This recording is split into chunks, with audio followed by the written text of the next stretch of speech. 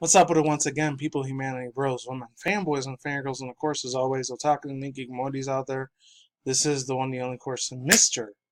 Nintendo Sony Free 2011, aka Mania Wolverine. And of course, you guys are interested in intros and outros towards this channel. Follow me on Twitter, Instagram, and all that other good stuff. Before I begin, really fucking quick.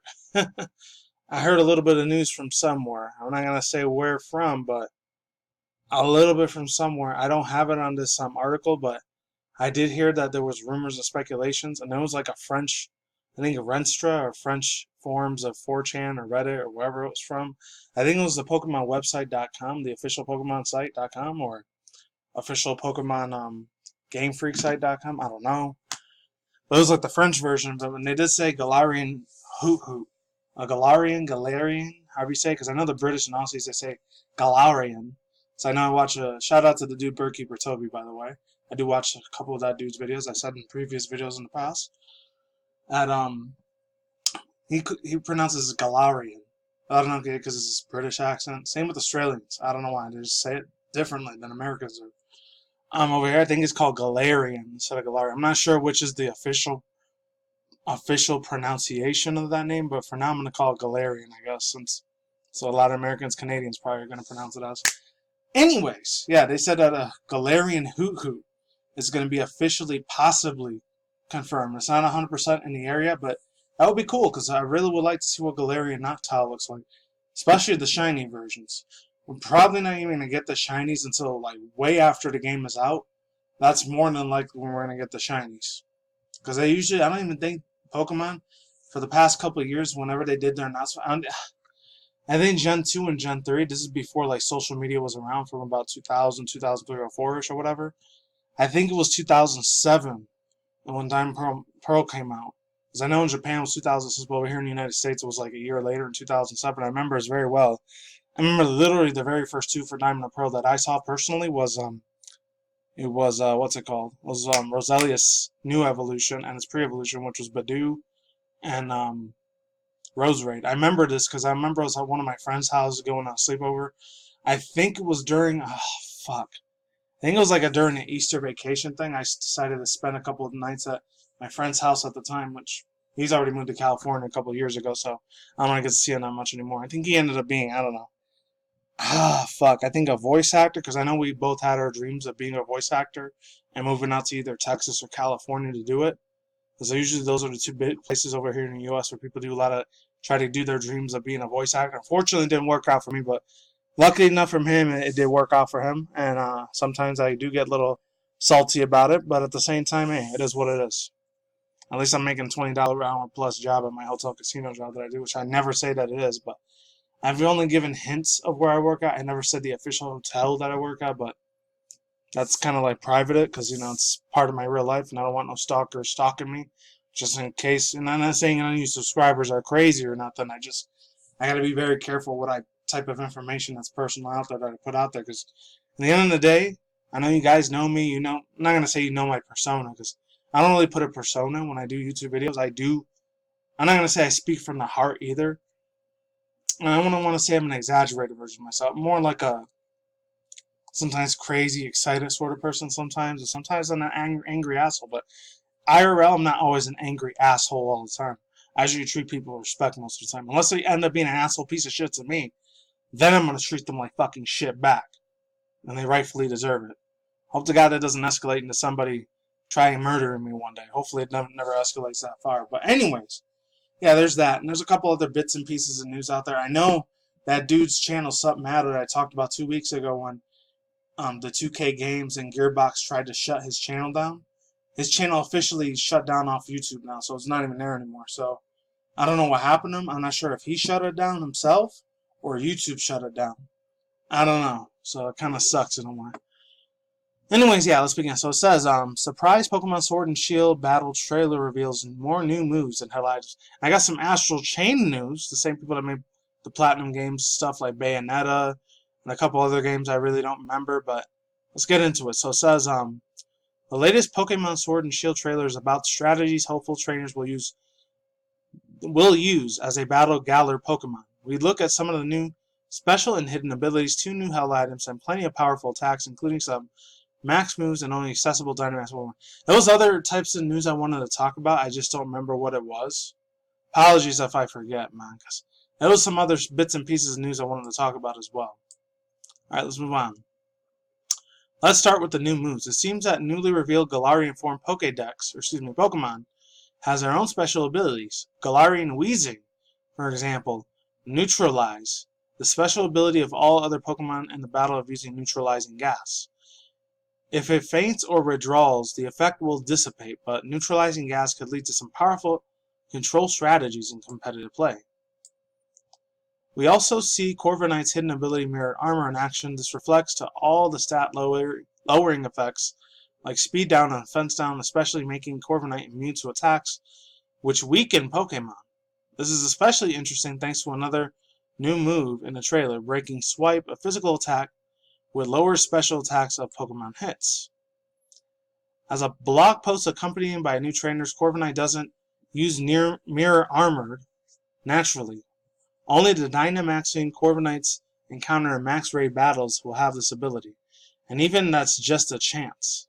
The same goes for the other Pokemon with their hidden abilities, and it's also possible to catch Pokemon in their Gigantamaxing and have hidden abilities, which suggests that raid hunting will become the new shiny hunting. I don't know about that. As somebody that's been shiny hunting for almost 6 years, by the time December comes around, I'm not sure if it would be the new shiny hunting. So it goes on to say, speaking of Dynamaxing exclusive moves, the abilities max moves available to Dynamax and Gigantamax Pokemon often come with substantial bonuses. A separate blog post detailed the two max moves and their effects move Max Geyser and Water type max move will trigger rain, weather, statuses, buffering water type Pokemon and weaknesses from fire type moves and the other things. Meanwhile, the fighting type max moves, max enough, will increase the ally Pokemon, including the users. They did show this when Machamp was using it. I already saw the trailer for this, so overall thoughts and opinions. They showed like a Mega Gigantamax version of Hail. They showed a Gigantamax version of, I think, Sunny Day. And they showed the Gigantamax version of Spikes, I think. I don't know. I know for Machamp they used like a Gigantamax like Dynamic Punch or whatever. So that was probably the Knuckle Punch that we're talking about. So there's all this. Links down below if you want to check that shit out for yourself. Real quick Pokemon Go news. This one's a little bit more quicker, so I'm just going to speed through this. So, Water Festival 2019 is happening next week Friday, so I cannot wait for that shit. I'm only going to be able to do it 3 or 4 days. I'm not going to be able to do it all 7 days because, I got my real life job I got to do, so I can't do it all the time, unfortunately. Unless I go out of work, but I might be too tired to do it by then, so I can get a drink of water. So it goes on to say, trainers, it's time to make a big splash. Even if you don't live near the water, you can look for water-type Pokemon coming soon to you, eggs, raids, field research on the wild. That's right, a long-awaited Water Festival is back. And before I keep going, I watched a video from this chick named Caitlin, which I talked about her a couple times on the channel already, or she's better known as PokeGirl 7. She ended up coming up with a theory that Gen 5 Pokemon, either at the end of this year or next year, my personal opinion is going to be early next year, maybe January, February 2020. So I'll probably be like 31, 32 by then. I don't know. So she said that all these little like letters that were in the freaking thing was called what's it called? It spells the word Unova, which was Generation 5's Pokemon Black and White 2 generations of those games. Fortunately, I never got to play Black 2, White 2. Hopefully one day I do. I know it's on mobile phones. It's just the experience for me. I gotta have it on a 3DS. I have to, man. I fucking have to. Playing it on a phone, it's okay. It just doesn't feel the same way. It's more of a nostalgia thing for me. Not trying to sound like a video game baby boomer, as some people say it. But I'm just letting you know, I have to play it on there. She said something about that, and she really wants to see a shiny Genesect or something like that. Maybe. I don't know. If that's true, that's cool, because I know the very first fire Pokemon I really, really want is one of the starters. They might do it the same way they did with Gen 4 with Piplup, Chimchar, and Turtwig. Hopefully they do it the same way. And I'm hoping that means we'll see a whole bunch of like Snivies, Oshawotts, and Turtwigs. What's it called? Tepigs. Tepig and Oshawott I want a lot more because I do like Samurott and Emborg's design a lot. I know a lot of people hated it when Gen 5 came out because, oh, it's another firefighting type again, I didn't give a shit about the typing, to be honest. I loved it. Honestly, I did. I didn't care about the typing. I loved the shit out of the design. It was awesome. Emborg was a badass. And I loved the fucking hell out of it shiny. Same with fucking Samurai. That big ass sword that it pulled out. I'm not a big Final Fantasy person, but I really, really love Cloud Strife's big ass fucking sword that he used. It looked like the Breaker sword. That's probably the reason why I really, really like Samurai a lot. My personal opinion. Let's move on. That's right, the long-awaited Water Festival is back Friday, August 23rd at 1 p.m. PDT Pacific Daytime until August 30th, 2019 Pacific Daytime at 1. So it's only going to last for a week. I'm only going to be able to do it for maybe like 3 or 4 days. Hopefully I get a shiny. I'm hoping I do. So whenever they do these events, I have really bad luck of getting a shiny. I don't know why. Water-type Pokemon like Magikarp, Wooper, Wailmer, and more Pokemon will appear more frequently in the wild. The following Pokemon will appear more frequently in the wild around the water: Wartortle, Poliwhirl, Seeking, Lapras, Quillfish, Mantine, Lotad, Feebas, Piplup, Weasel, and Finian. Water-type Pokemon will hatch more often from the eggs. Kingler and Crawdaunt will be able to learn Crabhammer, Water-type charge attack that is now newly available in Pokemon Go. If you manage to surf off the waves of luck, you might encounter Shiny Carvanha and Shiny Barboach. Water-type Pokemon like Blastoise, Vaporeon, Lapras, and more will be appearing in raids. Unfortunately, I probably won't be able to do those. Or this one either. On Wednesday, August 28th from 6 to 7 p.m. at local time, we'll be able to encounter Uxie, Mesfert, and Azelf, if I want to say that, in 5-star raids in respective regions. And then the bonuses are 2x candy. If you have a Water-type Pokemon as your buddy, the distance earned buddy candies will be halved. There's no need to swim or use a fishing rod to encounter these Pokemon trainers. All you have to do is get up and go. The Pokemon Go team. Should have said Niantic team. I don't know why. Overall thoughts, views, and opinions. This is a really good news for me because right now I got about 71 candies for my shiny Lombre. I really want to evolve into shiny Ludicolo. So once it's the 23rd, I'll be able to get that cut in half. That means I'll probably be able to get a lot more candies for it. And after that, I'm probably going to go for Eevee, so I can still keep doing the Celebi quest. I know that's like 2 years old, but I still want to do that anyways. And then after that, I'll probably evolve my shiny Pokemon I named of Shiny Eevee, which I named it Kylo Ren for the newer Star Wars movies, because I want to evolve it into Shiny Umbreon really badly. The other one I'll probably evolve into Shiny Espeon, not into Shiny Espeon, normal Espeon. So this one says from Kotaku, Australia, not the one from the United States. Even the non-fighting posts of the new Switch games at AstralChain are excellent. Developer of Platinum Games, I went too fucking far there. Platinum Games does fast, stylish, and incredibly well. Action incredibly well. Hopefully I'm able to fucking read this whole thing because it's going to be very fucking fast. Probably not going to be able to do my outro today, unfortunately. Switch exclusively to AstralChain is continuation of the thread, of that trend. But what I love the best about the quirky new action-adventure, puzzle-solving, world-building in general is goofing around others between battles and AstralChain. The few survivors of the global disaster huddled together behind the walls of a futuristic megalopolis, beaten by alien invaders. Humanity's only hope for survival of special squads of incredibly attractive men and women around the ability to harness sentient weapons known as legions. Together with the bizarre partners are equally good-looking support staff and the gorgeous police officers who are agents in a special program called Neuron and Earth's last line of defense. In circumstances this dire, you would think this would be impossible for a Legion wielder to find them the time to relax.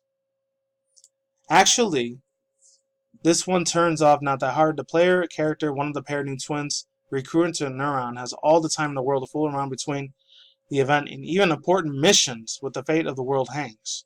There's so much to do that it isn't directly battling mysterious interdimensional aliens. It's actually a pretty sweet gig. Watch the whole video on Kotaku. You guys can watch that in below. Overall thoughts, views, and opinions. I don't know if this article said it or not. It probably didn't because, it's Kotaku. They're usually a bunch of SJW warriors, dumb shits that work on this fucking site. I don't know about the Australian one. I know the American one, they do that a lot, though. To be honest, I know a lot of people had a lot of problems with people saying, oh, I don't want to play as a police officer because it's a fucking offensive and it's oppressive. That's absolutely fucking bullshit. Get your head out of your fucking ass and play the goddamn game. If you don't like the goddamn game, go fuck off and play another fucking game. Simple as that. This is why these feminist SJWs are fucking idiots. In my own personal opinion. Anyways, that's all I got to say. You guys can read the rest of this article on your own. I'm not going to even bother reading the rest. It is what it is. I'm done now. Peace out once again, ladies and gentlemen, bros, women, fanboys, and fangirls. Of course, I'll talk to Nikki. Moji out there. I'll see you when I see you. Guys, have a good day. Have a good night. Wherever you're at in the universe. Stay tuned for more future video gaming industry news, anime, manga news, internet news, and that's it. Peace out. I'm like sauerkraut. Laters and goodbye. We'll see you people on the flip side. And I'm out of here. Later.